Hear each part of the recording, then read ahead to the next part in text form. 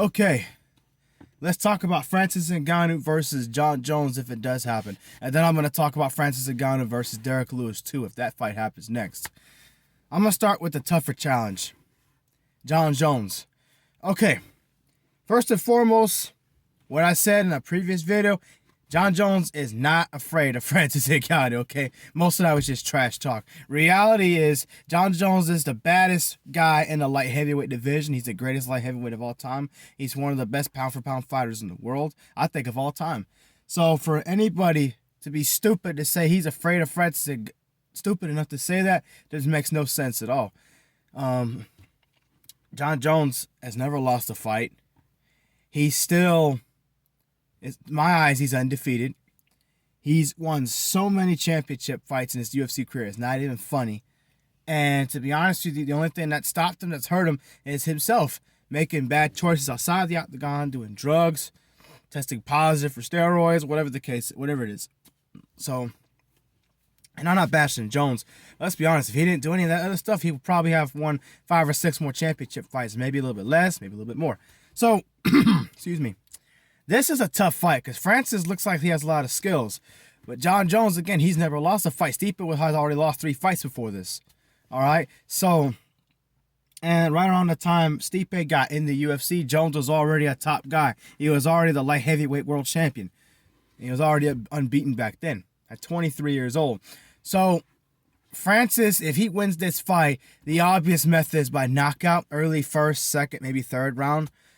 Or Jon Jones wins a decision, or he ends up finding a way to submit Francis. Now, you say, the thing is, Francis has never been finished in the octagon. Jon Jones has had 6, 7 submissions at light heavyweight. I think that's the most in UFC history. He's knocked guys out before also. And again, anytime he goes the distance, he always wins because, again, he's unbeaten. Now, I will admit he's going up to heavyweight, so that's probably going to hurt him a little bit because he's never fought in this division. He can train and lift weights, whatever. When you're fighting there and this training, there are 2 different things. We've had fighters say it before in other weight classes, so I imagine John's not going to be the exception. When these 2 fight, I give Jones a 40, and the only reason why I'm picking him to be an underdog, in my eyes, he's not a massive underdog. Again, he's never fought at heavyweight. You know, so that's going to be a big disadvantage for him. But he can beat Francis Ngannou. Like I said, he's got the submission skills, the grappling, the wrestling. He can stand. He has longer reach than Francis does. So he can stay on the perimeter most of the fight and pick him apart.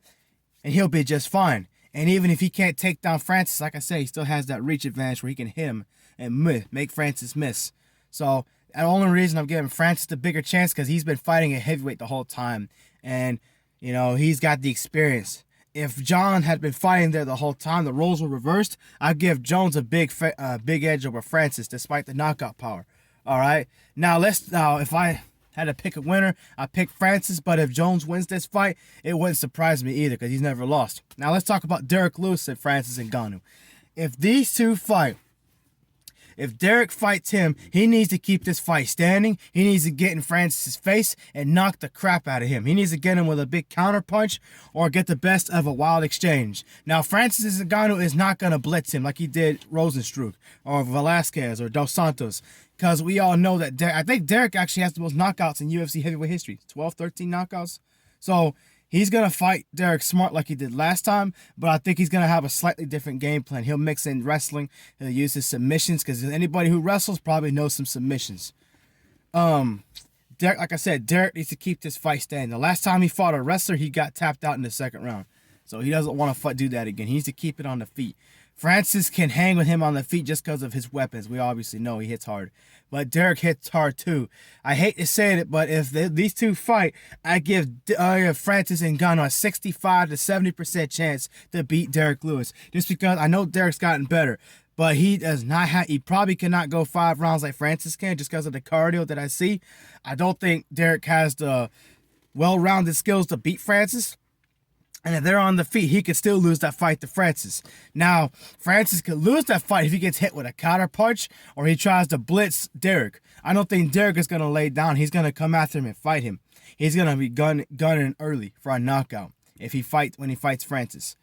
So he can surely beat Francis, but I don't think he's going to. Not this time. You know, Derek's going to get better. But if he had to fight him right now, I'm not picking Derek Lewis to win this fight. If he wins this fight, he gets a first round knockout, puts him away early. If he loses this fight, he loses in the second, third, maybe, I don't think he'll go to the fourth round, but second or third round. And that fight's not going to distance again. Derek Lewis is healthy, and Francis has fought him already, and he looks like a man on a mission, so he's not going to lose like that again like he did the last time. That's actually the last guy to beat him, by the way. He's been finishing guys. He'll find a way to finish Lewis too, unless Lewis finishes him early. But Lewis has to get a strong start and get him early. That's just how I think. Either way, Francis has 2 successful title defenses. If he's fighting those 2 guys, if everything goes his way. It's so hard to talk about who beats him just because if things don't go his way. What if things go right for the other 2? Hell, he might fight Jones and lose somehow just because Jones is such a smart fighter. He might fight Derek Lewis first and get knocked out because Derek hits hard also. Francis knows that. It's just I think Derek does not have the overall skill set to automatically beat Francis Ngannou. Francis has the better skill set, but Derek could surely win this fight if he keeps it on the feet. Those are his best odds. Jones has a great skill set. Obviously, he could beat Francis, but again, he's never fought at heavyweight. Francis has fought here the whole time, and Francis just keeps getting better and better. You got to look at Jones's last 2 fights I didn't just talk about.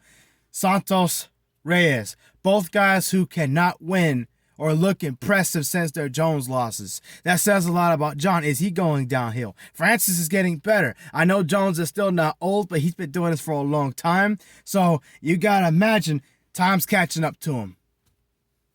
Those are just my thoughts. That's also a possibility nobody wants to talk about, but I notice. I hope it's not the case. I love Jon Jones. He's a great fighter. He's a great champion. You know, I wish he didn't make mistakes outside the octagon, but hey, things happen. I'm not going to judge him. I still respect the hell out of him. You know, not too many people can say they've beaten Cormier the way he did. Stipe can. He beat him twice. But, no offense, Stipe passed his drug test. But still, it's Jon Jones. I respect the hell out of him. Hell of a fighter. Like, comment, subscribe. This is kind of lengthy. That's okay. We'll talk later.